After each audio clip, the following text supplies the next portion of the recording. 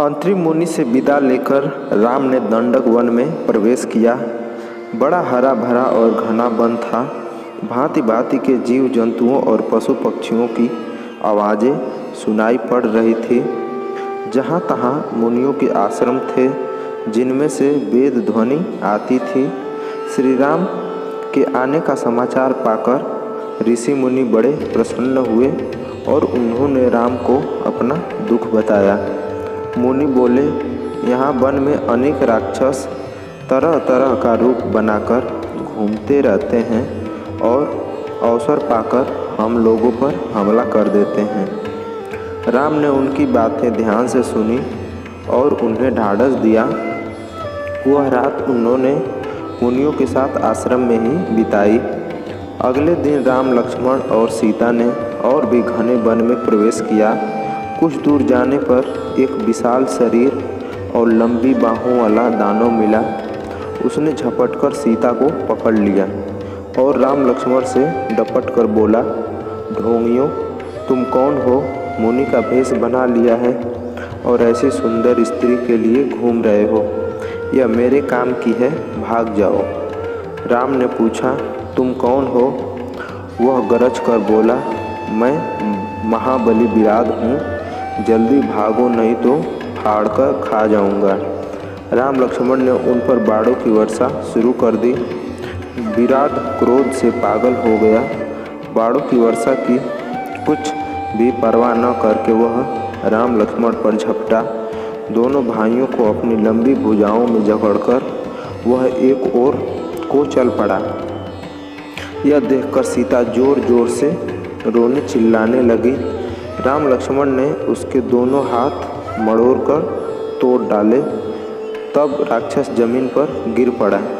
राम लक्ष्मण ने एक बहुत बड़ा गड्ढा खोदा और ठोक पीट कर उसे जिंदा ही जमीन में गाड़ दिया। वहाँ से चलकर राम सरभंग मुनि के आश्रम में पहुँचे। सरभंग मुनि ने कहा, आपके दर्शन से मेरी लालसा पूरी हुई। आपने अच्छा किया कि यहाँ आ गए। ऋषि मुनियों की रक्षा हो जाएगी।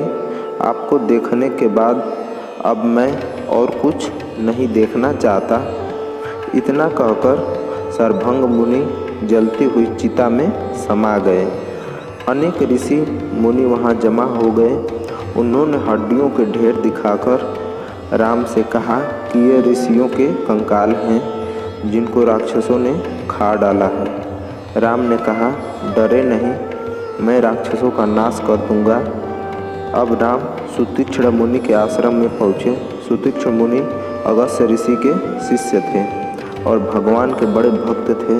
श्री राम का स्वागत सत्कार कर उन्होंने भी राक्षसों के अत्याचार की कहानियाँ राम को सुनाई।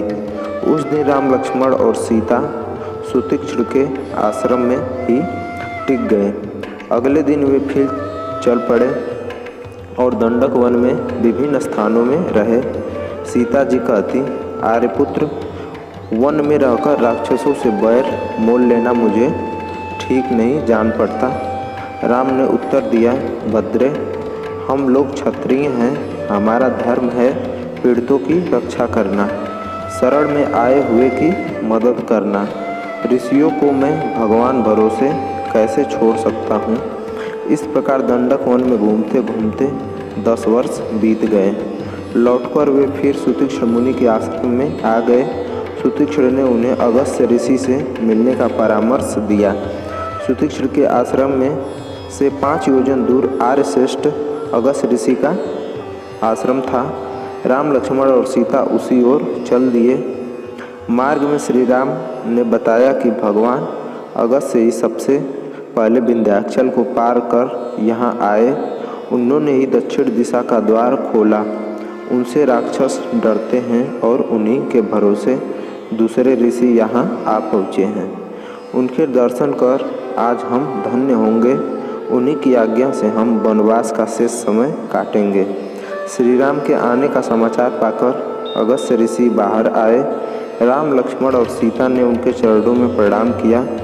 मुनि ने सबको आसन देकर कंदमूल फल खाने को दिए।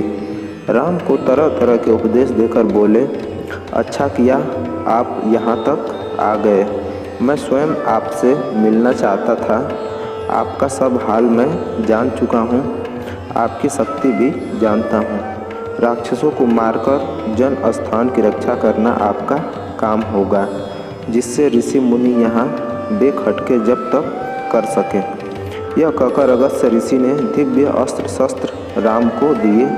विष्णु से प्राप्त महाधनुष दिया, ब्रह्मा से मिला हुआ एक अमोघ बाण दिया और इंद्र से मिले हुए तरकस दिए, जो सदा बाणों से भरे रहते थे।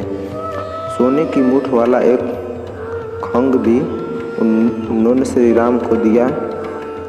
श्री राम ने इन दिव्य शस्त्रों को सिर से लगाकर ग्रहण किया।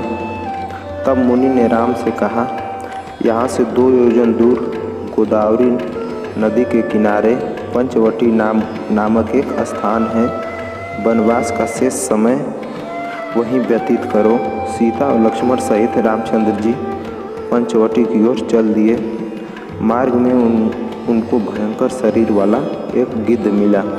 दोनों भाइयों ने समझा कि वह कोई राक्षस है, परंतु गिद्धराज ने उन्हें पहचान लिया और वह मधुर बाणी में बोला, मेरा नाम जटायु है, मैं तुम्हारे पिता दशरथ का मित्र हूँ।